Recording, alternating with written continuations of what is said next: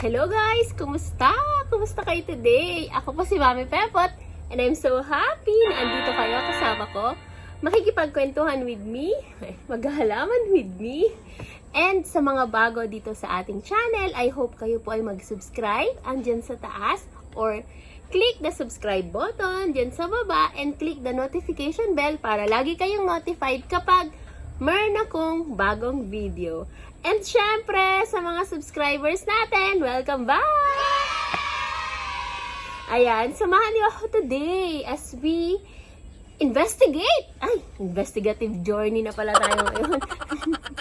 As we try to differentiate yung Dwarf Moonlight versus the Giant Moonlight. Philodendron Giant Moonlight versus Philodendron Dwarf Moonlight.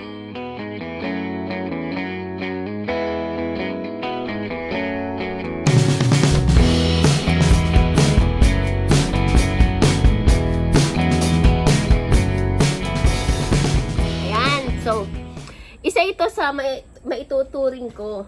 Okay, alam nyo naman, lagi ko sinasabi, di ba?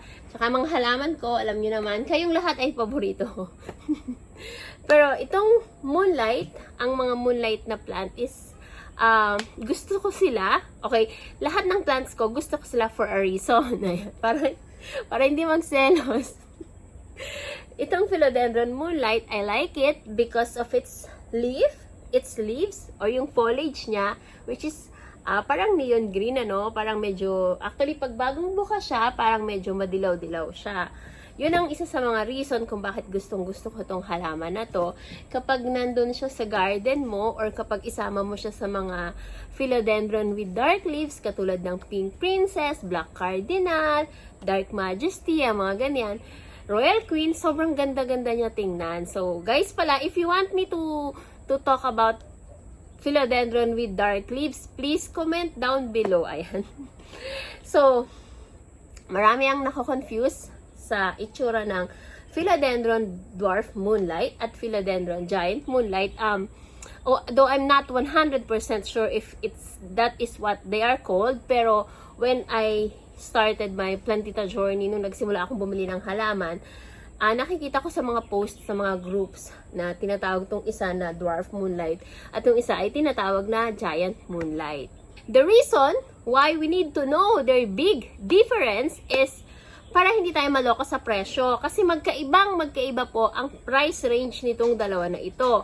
Itong Giant Moonlight, nasa libo-libo yan. Itong Dwarf Moonlight, nasa hundreds lang yan. So, hindi ko alam kung kasama to dun sa top philodendron ko na mura. I think kasama ito. Kasi nga, nasa hundreds lang itong halaman na ito. So, dapat alam mo yung difference sila para hindi ka maloko. Kasi itong Dwarf Moonlight, although it's called dwarf, lumalaki yung leaves nila ng malaki din. Ayan, katulad yan.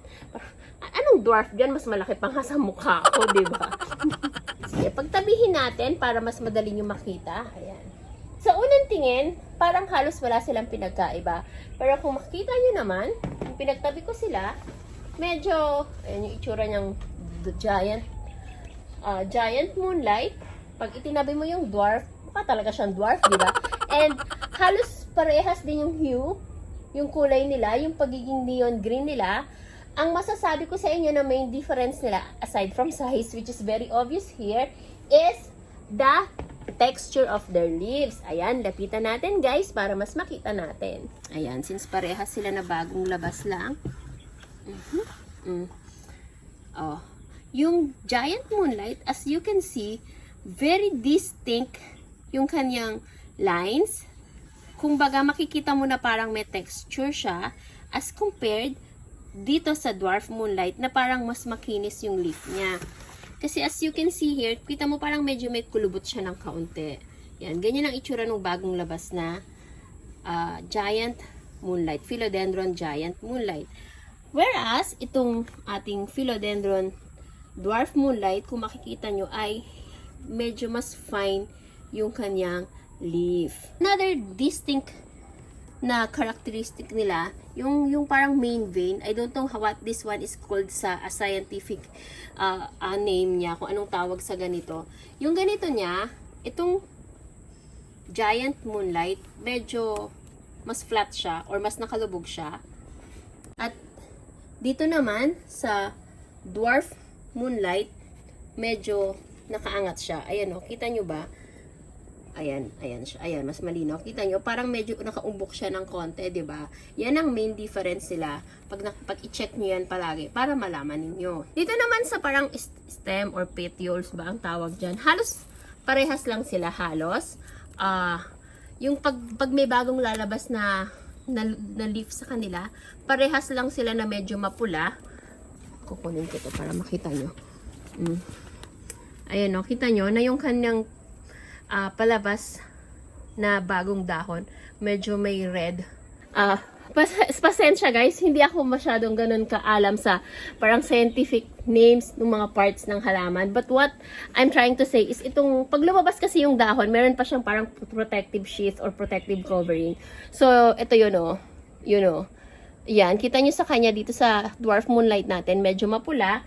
Yung ating Giant Moonlight, ayun o, medyo mapula din, di ba? So, parehas lang sila dyan. So, when it comes to their flowers, yung bulaklak mismo nila, ngayon pa lang, mukhang mamulaklak yung ating Giant Moonlight, so malalaman natin. But our Dwarf Moonlight, aantayin pa natin kung mamumulaklak din siya.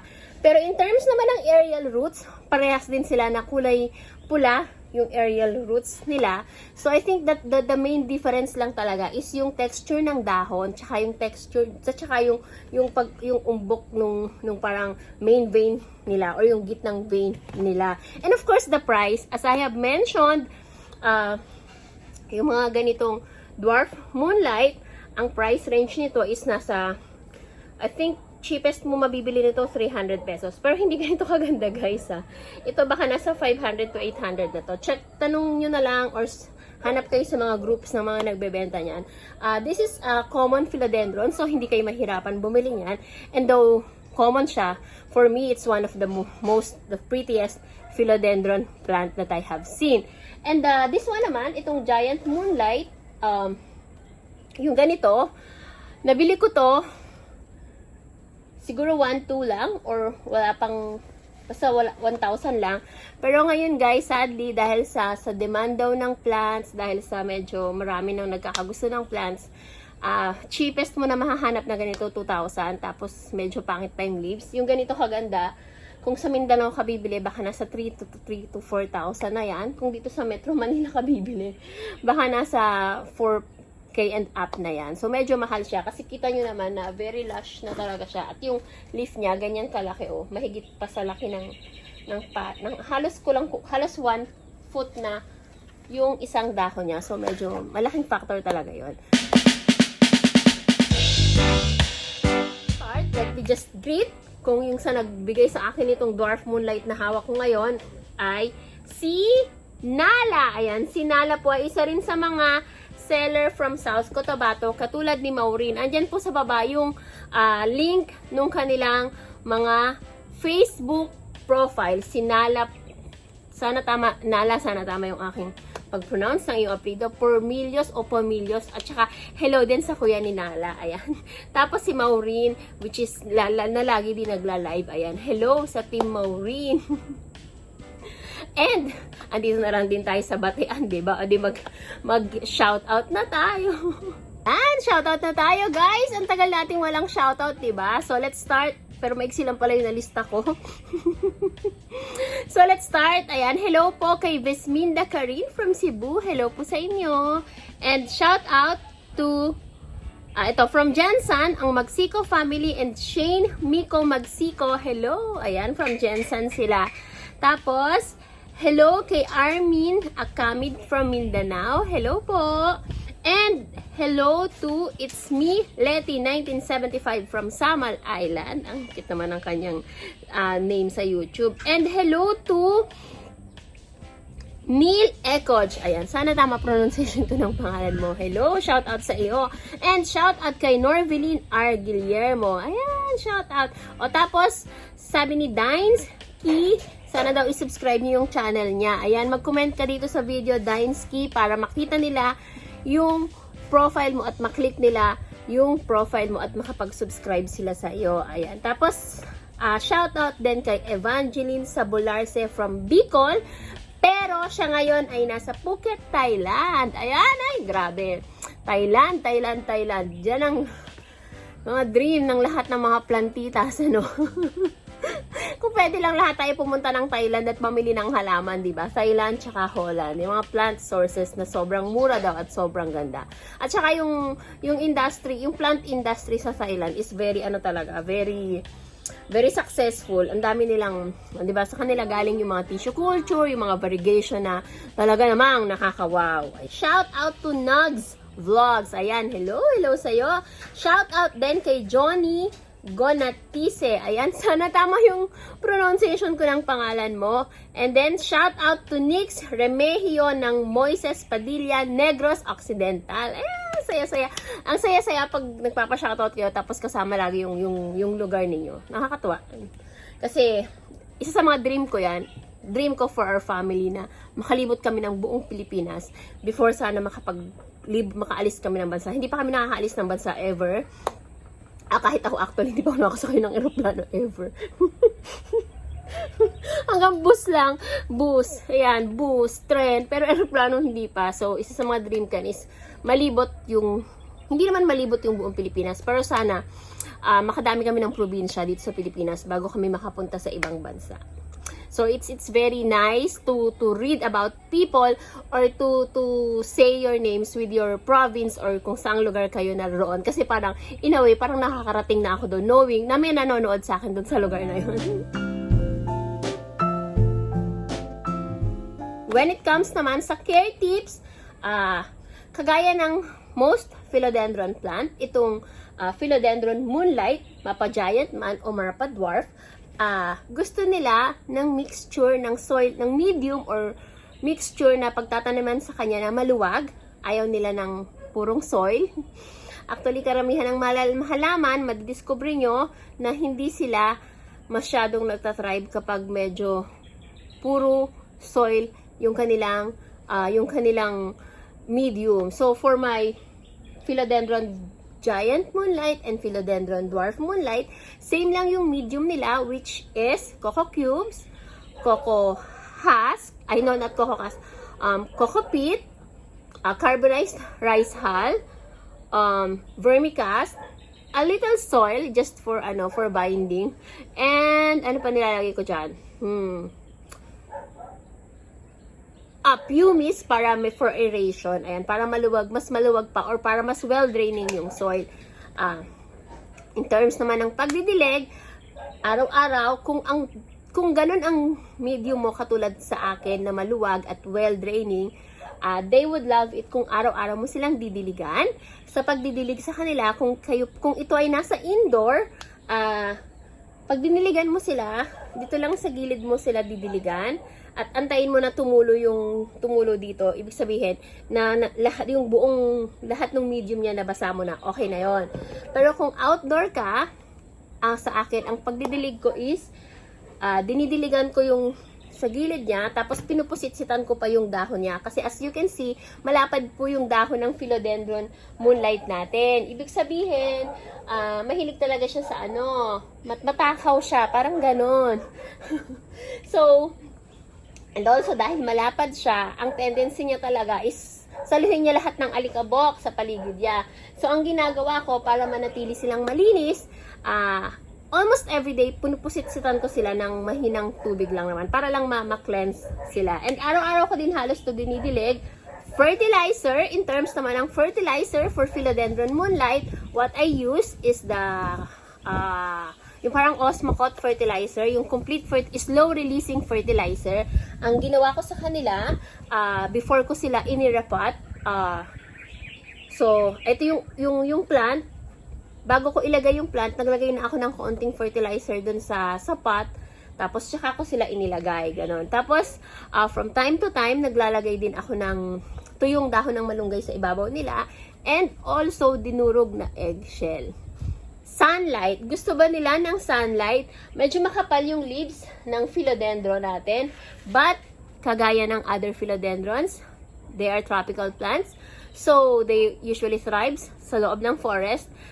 So, I don't recommend na ilagay mo siya sa lugar na na mainit, that would expose them to sunlight na pangtanghali. Gusto niya yung morning sun, pero yung tanghali, wag na. Pero kung wala kang, what I do, or what gardeners usually do, naglalagay sila ng net dun sa area kung saan andun yung plants nila, para well protected yung plants, hindi lang sa sunlight, but also sa mga ibon.